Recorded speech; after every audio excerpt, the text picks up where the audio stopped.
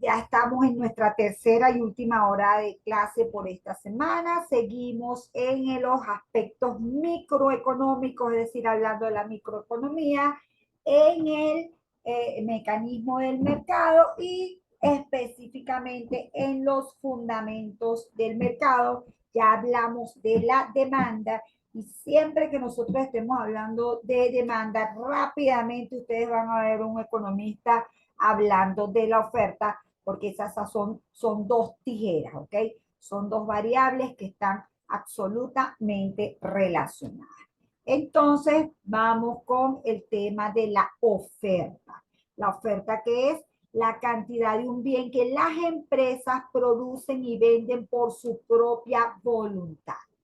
Hago recalcar otra vez lo mismo. Esto no es una curva de transacciones. Esto es una curva que representa el comportamiento de las empresas. Y el comportamiento de las empresas, entonces, el siguiente. En la medida que aumenta el precio, las empresas están dispuestas a producir más del bien. En este caso tenemos las entradas de fútbol, ¿ok? Y tenemos que en la medida, si el precio es 100, nada más se está dispuesto a ofrecer 5,000 entradas para la venta. Si el precio es 350, se está dispuesto a producir, a ofrecer 8,800 entradas para la venta. ¿Okay? O sea, es un comportamiento que está detrás de cada productor. ¿Y por qué el productor se comporta de esa manera?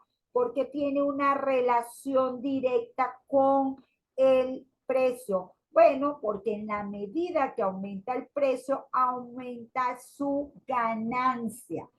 Él tiene por un lado el precio del bien y las cantidades del bien que viene. Si ustedes multiplican ese precio por las cantidades, van a obtener las ventas de esa empresa, ¿ok?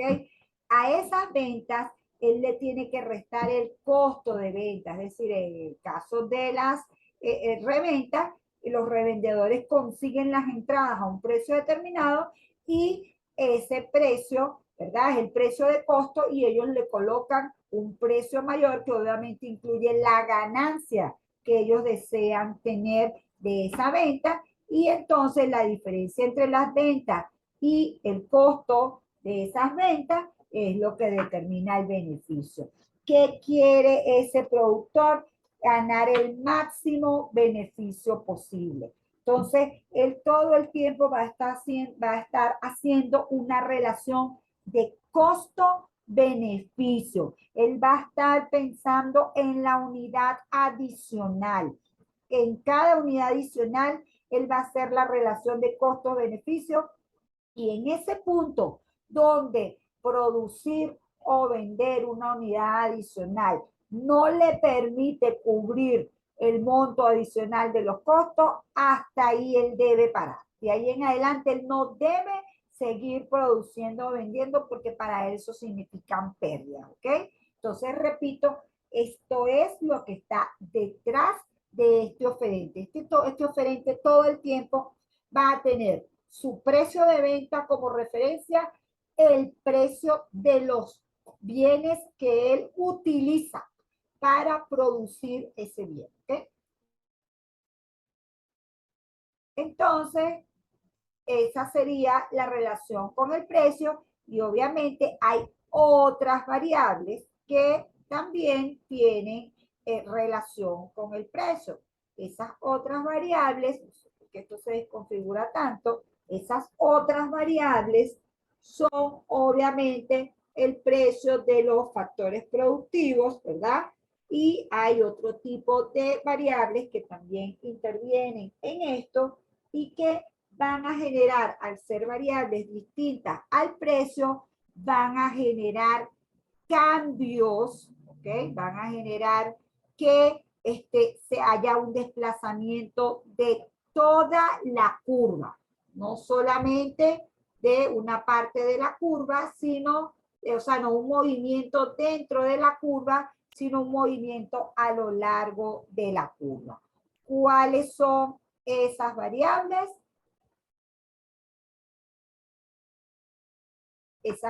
son el costo de los factores productivos. Por un lado tenemos la tecnología, por el otro tenemos el capital físico y el capital humano. En el caso del capital físico y el capital humano, la reducción de los salarios o de cualquier costo de producción permite un aumento de toda la oferta, un desplazamiento de la oferta hacia la derecha, porque obviamente significa una oportunidad de ganar más.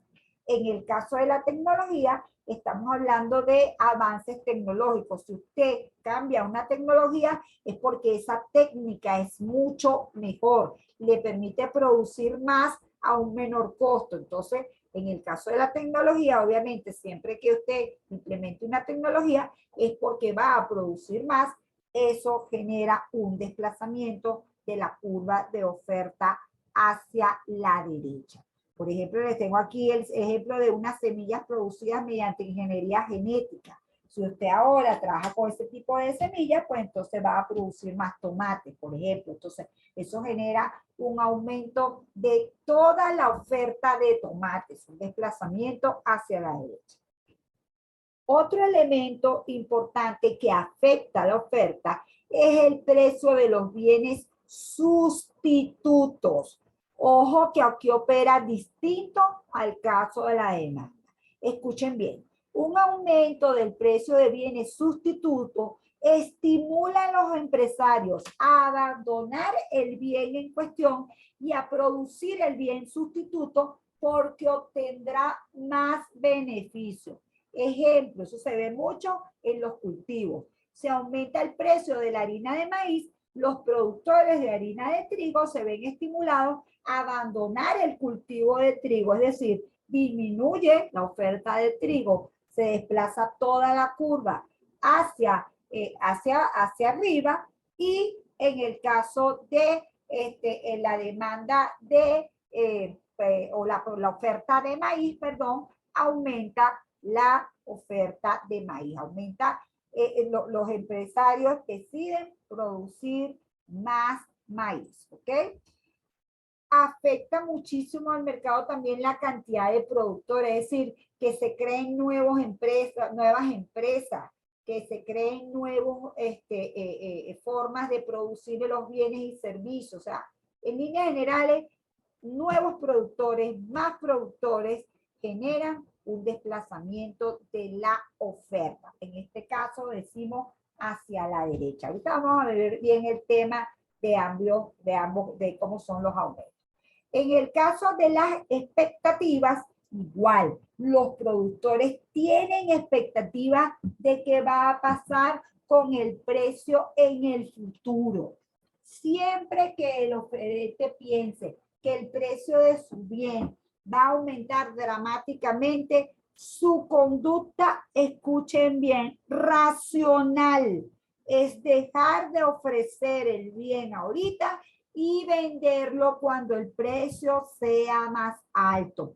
Eso puede sonar moralmente no muy bien, pero él gana más si tiene esa conducta. Por eso es importante entender el tema de las expectativas.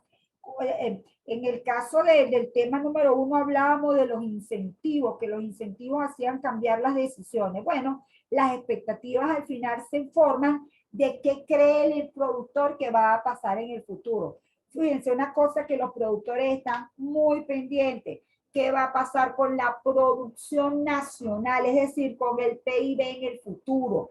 Si los productores tienen un panorama económico positivo, piensan que la economía en su conjunto va a crecer en el periodo siguiente, están dispuestos a invertir y a producir más. Por el contrario, si tienen unas expectativas de que la economía va a estar en problemas, como ahorita estamos en una economía en la cual hay inflación, están subiendo las tasas de interés, eso desestimula el consumo, hace que la gente consuma menos, eso hace que bajen las ventas, que se empiecen a acumular los inventarios Y eso genera una expectativa negativa en los productores. Eso hace que ellos reduzcan su producción ahorita en función de las expectativas que tienen de lo que pase en el futuro, ¿ok? Entonces, muy importante este tema de las expectativas, de verdad que sí. Veremos más adelante a nivel macroeconómico el impacto que esto tiene. En el caso de la oferta, obviamente, y en los bienes agrícolas y industriales, afecta mucho el clima. Pues, típicamente, si es una temporada donde hay una sequía tremenda, pues entonces se pierde parte de la cosecha, o unas inundaciones muy fuertes, se pierde parte de la cosecha. Eso hace que la oferta de esos bienes agrícolas sea muy baja y que entonces haya escasez en los mercados y aumenten los precios de ese bien, ¿ok?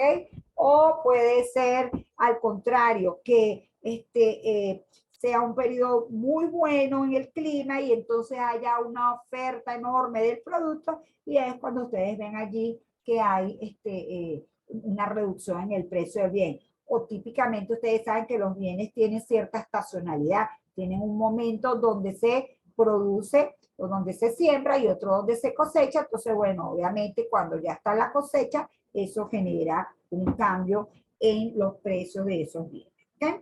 Entonces, fíjense, importante entender esto. La curva de la oferta tiene pendiente positiva, ¿verdad? Es decir, está direccionada hacia arriba. Entonces, obviamente, la forma de ver un cambio es desplazándola hacia la derecha. Un cambio que genere un aumento es desplazándola hacia la derecha.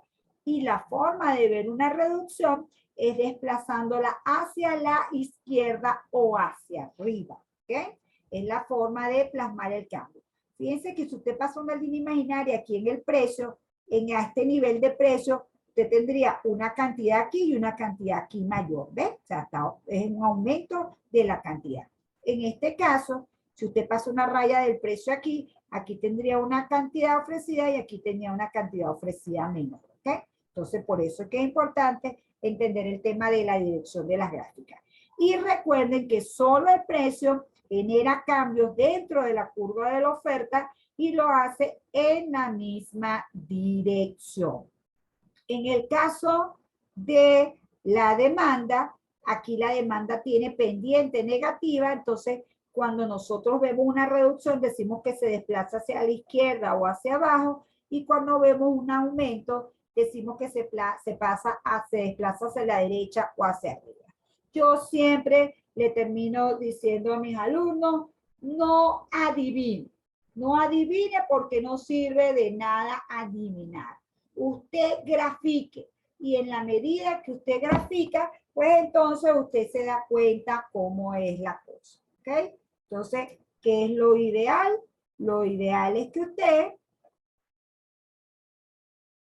no le tenga miedo a la curva, ¿sí? Y entonces usted, por ejemplo, tenga aquí una gráfica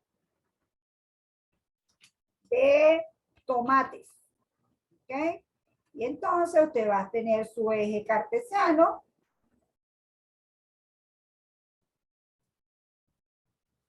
Aquí va a estar el eje de las ordenadas.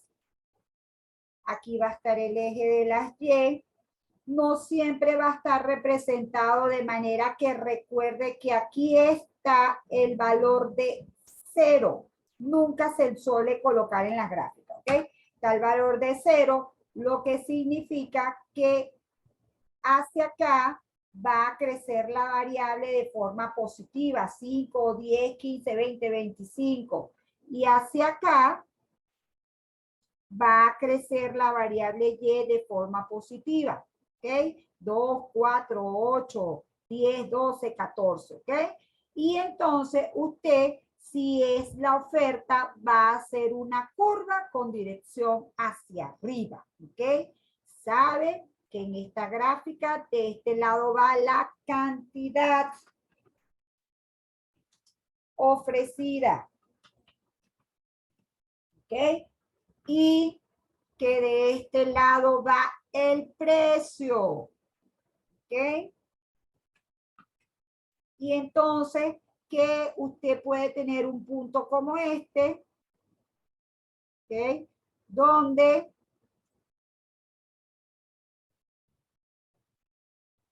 a este precio, suponga, como decimos ahí en la entrada, a este precio de, no sé, pongamos que es un precio de 5, usted como oferente está dispuesto a vender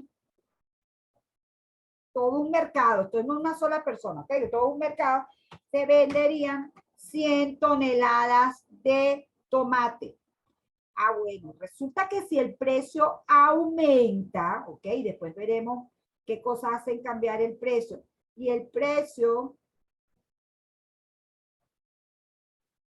ahora es de 7, supóngase que el precio ahora es de 7, pues resulta que a ese precio están dispuestos a ofrecer más cantidad. Y repito, eso es ley. Aumenta la cantidad que están dispuestos a producir y vender las empresas. Supóngase que aumenta a 150 toneladas de tomate, ¿ok? Entonces, esta es la curva de oferta. Y de lo que estamos hablando es de que el precio, al ser la variable que está en el mismo eje, al cambiar el precio, cambia la cantidad. Como lo hace en la misma dirección. Si aumenta el precio de 5 a 7, va a aumentar la cantidad de 100 a 150. Ah, resulta que hubo una temporada de una inundaciones tremenda y se perdió buena parte de la cosecha de tomate. Ese hecho, ¿cómo lo representamos? Tenemos que trazar una nueva curva de oferta. Esta sería oferta 1 y esta sería oferta 2, para señalar que esta es una nueva curva de oferta. ¿Y qué está pasando en esa curva de oferta? Decimos que no importa el nivel de precio, ahora es menor la cantidad ofrecida. Fíjense que si el precio es 7, ahora esta es la cantidad ofrecida, 100. Si el precio es 5, o sea, pongamos un precio intermedio aquí.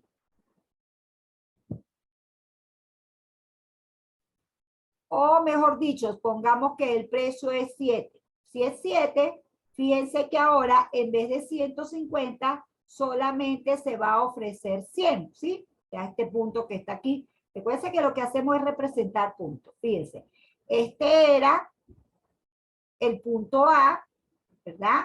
De 100 y 5, era nuestro punto A. Este era el punto B, combinaciones de precios y de cantidades ofrecidas, ¿sí? Y resulta que cuando hay un cambio en el precio, lo que vemos es un cambio, un movimiento dentro de la misma curva y nosotros lo representamos con flechitas, ¿ok?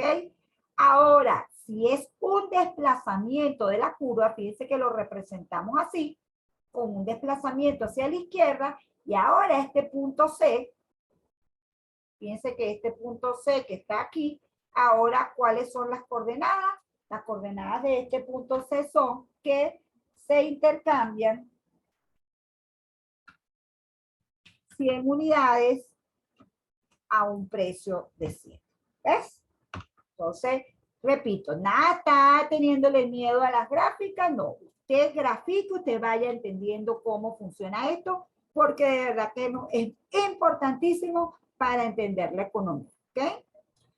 Profesora, usted va a poner gráficas en el examen, pongo gráficas ya hechecitas, de manera que ustedes lo único que tienen que hacer es interpretar la gráfica, no es que tienen que hacer la gráfica ustedes. Al principio, cuando era nueva dando clases, yo me ponía con los alumnos a hacer ejercicios en la clase, así entusiasmado, y bueno, casi que me querían quemar en el salón algunos estudiantes. No todos tienen tanta aversión a las matemáticas, pero obviamente hay unos que sí. Entonces, bueno, ya me dejé de eso. Ya me centro en que entiendan lo que significa la gráfica, ¿ok? Entonces, bueno, sigamos con nuestra explicación a menos que alguien tenga alguna pregunta.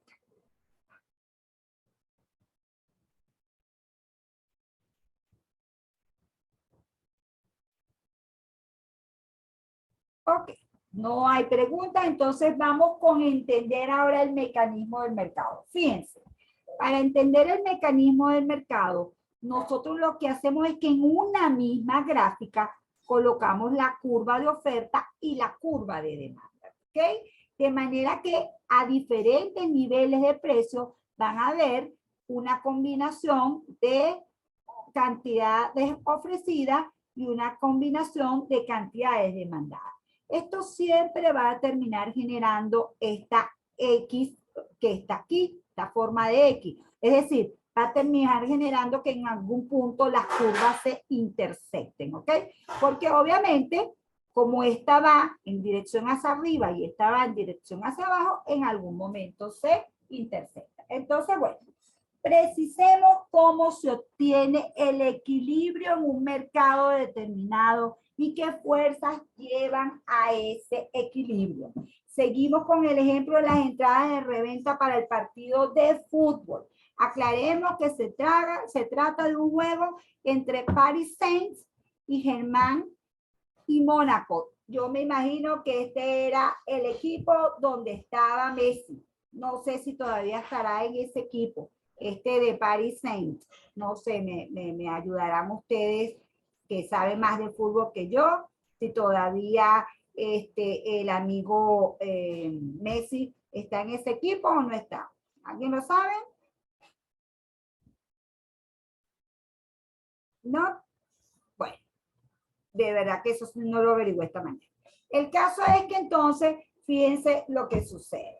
Hay diferentes combinaciones de puntos para la oferta y la demanda, pero el mercado tiende aquí, el mercado tiende a ubicarse un equilibrio, es decir, hay un punto en el cual coinciden la cantidad ofrecida y la cantidad demandada, y eso permite obtener el precio de equilibrio, el precio que va a permanecer más o menos estable y que entonces va a determinar las decisiones de los individuos, ¿sí? Que permite que se llegue a ese equilibrio, el libre juego de oferta y demanda. Es decir, en cualquier otro nivel de precios hay diferencias entre la cantidad ofrecida y la cantidad demandada. En cambio, en este punto terminan coincidiendo los intereses de los oferentes y de los demandantes. ¿Cómo entendemos cómo llegar a este punto de equilibrio? Bueno, nos tenemos que ir a las situaciones de desequilibrio para entender qué es lo que pasa. Recuerden que los mercados tienden al equilibrio, es una maravilla, porque en ese punto de equilibrio decimos que el mercado se vacía, que no hay oportunidades desaprovechadas, que los recursos están siendo utilizados de manera eficiente, ¿ok? Y que además no se puede mejorar haciendo algo distinto.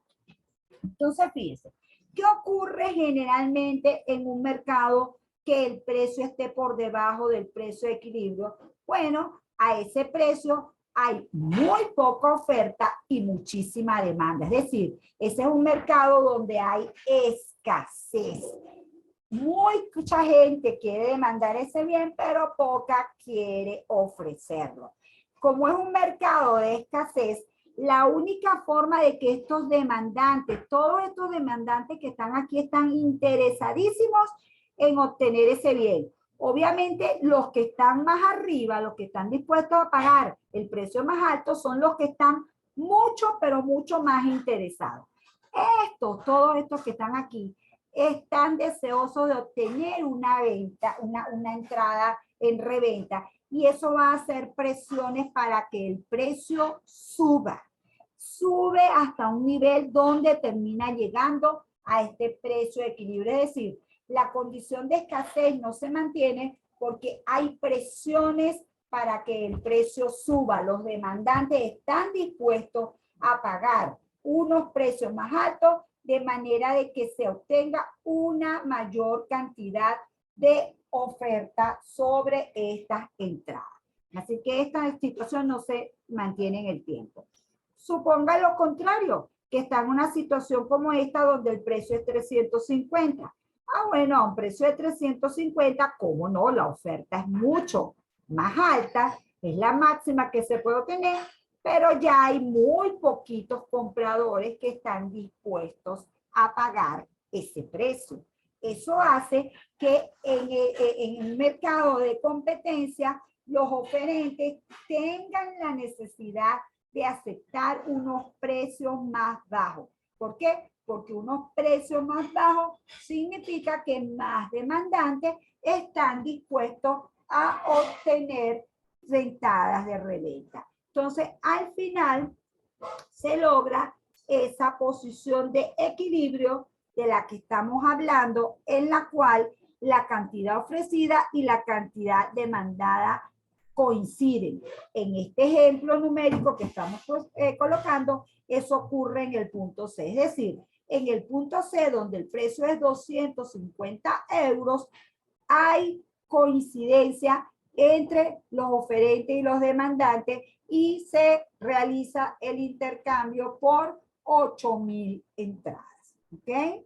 Espero que esté quedando claro este mecanismo de demanda. Vámonos al mercado de la divisa americana en Venezuela. Como todo mercado tiene un precio, que es el precio del dólar, que lo llamamos tipo de cambio, y hay una cantidad ofrecida y una cantidad demandada de dólares. Siempre que ustedes vean cierta estabilidad en el precio del dólar, es porque hay suficiente oferta para satisfacer la demanda. Siempre que ustedes vean que el precio empieza a subir muchísimo, obviamente lo que está pasando es que hay una situación de desequilibrio donde la demanda es mucho mayor que la oferta. Es decir, estamos en presencia de escasez y eso va a generar que aumente el precio. Bueno, ¿qué ocurre si, por ejemplo, el gobierno decide, no, señor, el precio es tal y fija un precio que está por debajo del precio de equilibrio? Una cosa muy sencilla, jóvenes. La gente se va a una cosa que llamamos los mercados negros y allá se hacen las transacciones. ¿Por qué? Porque de este lado de la curva están todas estas personas interesadas por el lado de la demanda de hacer las transacciones. Y todas estas personas por el lado de la oferta de hacer las transacciones. Todos ellos están dispuestos a hacer las transacciones a estos niveles de precio. Obviamente, en este punto que está aquí, salen ganando o productores y consumidores. Cuando hay desequilibrio, bueno, si es por el lado de la demanda, si es un precio bajo, pues va a haber más cantidad demandada. Si es por el lado de la oferta, porque es un precio más alto, va a haber más oferta, pero allí esos oferentes y esos demandantes están allí simplemente porque desean, son atraídos por ese precio que no es el precio de equilibrio. Una vez que cambie el precio, ya ellos no están dispuestos a hacer las transacciones, ¿ok? Entonces, muy importante entender ese punto de cómo funciona el mecanismo del mercado, porque para muchísimos bienes funciona el mecanismo del mercado.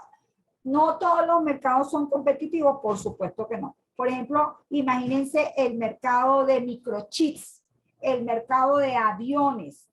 O sea, hay unos productos que son muy específicos y que entonces muy sofisticados y ahí la oferta es restringida. Pero igual, siempre la empresa, aunque tenga mayor poder para fijar el precio, tiene que saber qué tipo de demanda tiene, qué tan dispuesto está el demandante a reaccionar a cambio en los precios, qué tan dispuesto está a aceptar precios más altos, ¿ok? Porque obviamente eso va a incidir en su venta. Entonces, bueno, ya hemos explicado el mecanismo del mercado. cómo funciona la ley de la oferta, la ley de la demanda, y ahora lo que vamos a hacer es entender una situación donde hay desplazamiento de las curvas. Es decir, no es un tema de cambios en los precios, sino es un tema de una situación que genera un cambio y que genera una nueva situación de equilibrio. Entonces, nos habíamos quedado en este primer equilibrio donde el precio era 8,000, el precio era 250 y el número de entrada es 8,000. Resulta que aquí decimos que para el último partido, un jugador importantísimo como Messi decide que se va a ser su último juego, que de ahí en adelante él va a dejar de jugar fútbol, por lo menos en Europa, por decirlo de alguna manera.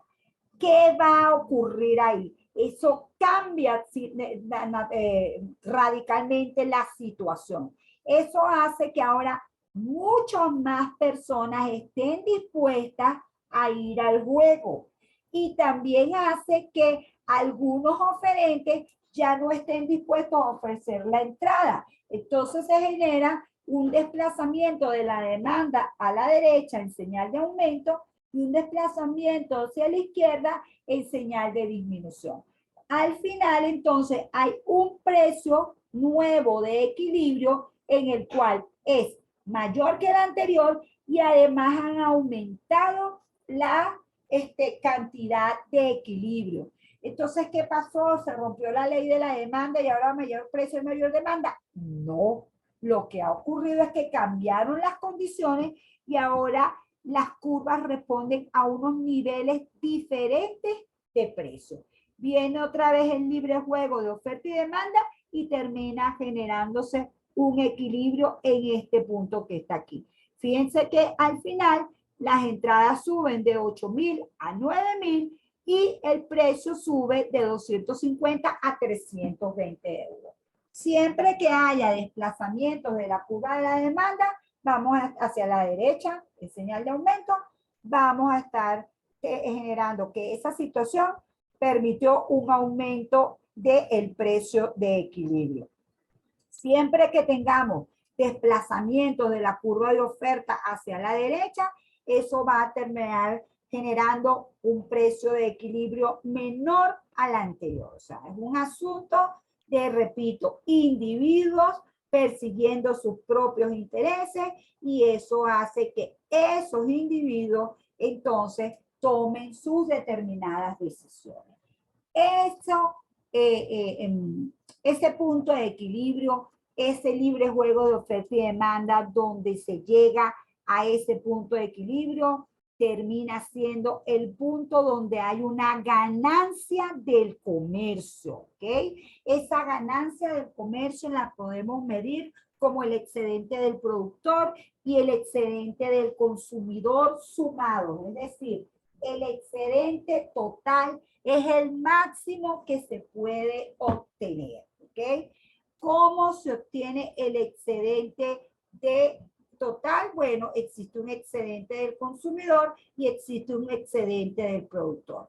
Más allá de la fórmula matemática, a mí lo que me interesa que ustedes entiendan es que uno puede dividir esta gráfica en una línea así, totalmente vertical, y entender que todas las combinaciones de precios y cantidades que estén del lado derecho de ese punto son personas que no valoraban tanto hacer la transacción, no valoraban tanto el intercambio. Y todas las cantidades y precios que están por debajo de ese punto involucra a todas las personas que genuinamente deseaban hacer el intercambio. ¿Cómo se ve eso?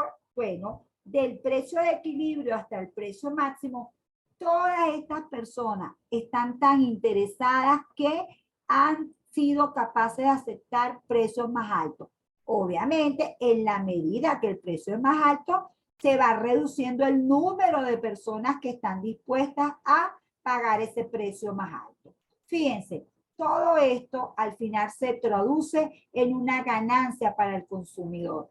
Todos los que están dispuestos a pagar estos precios más altos se ven beneficiados por el precio de equilibrio, porque el precio de equilibrio es mucho más alto que, o son valores más altos que que ellos estaban dispuestos, perdón, el precio de equilibrio es mucho más bajo que el precio que esos demandantes estaban dispuestos a pagar por el bien.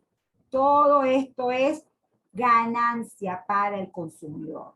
Fíjense que lo vemos, esta es la curva de demanda, este es el precio de equilibrio, aquí está la cantidad de equilibrio que dijimos que era 8.000, ¿ok? Y aquí está el precio de equilibrio que era 250, perdón.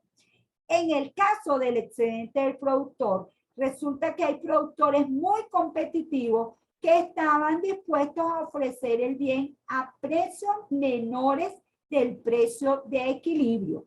Eso hace que entonces, por supuesto, cada vez menos productores, pero eso hace que exista todo un margen de ganancia para los productores que están por debajo, que todavía era rentable para ellos ofrecer el bien a un precio por debajo del precio de equilibrio. Recuerden que este precio de equilibrio es un precio resultante de los deseos de los oferentes y los demandantes. Y repito, ambos, consumidores y productores, han salido ganando en esa relación. No es real, aquí lo graficamos bien bonito y vemos como unas proporciones iguales, pero realmente lo que queremos decir es que a este precio se ha logrado el equilibrio. No es una situación donde no se puede hacer algo distinto, porque si se hace algo distinto, si se está por aquí arriba, el que obtiene la ganancia es el productor a costillas de la ganancia del consumidor, y si estamos por aquí, el que gana es el consumidor a costillas del productor. En cambio, aquí en ese punto de equilibrio, ambos salen ganando. ¿Okay? Entonces, bueno, me queda un minuto nada más, así que lo vamos a dejar hasta aquí. 1.000.000 de gracias a ustedes, muchachones, por estar conmigo. Bueno, Eli, cuéntame, Eli, para verte. Ah, bueno, Oscar también dice que está aquí. Muchas gracias a ustedes por estar conmigo.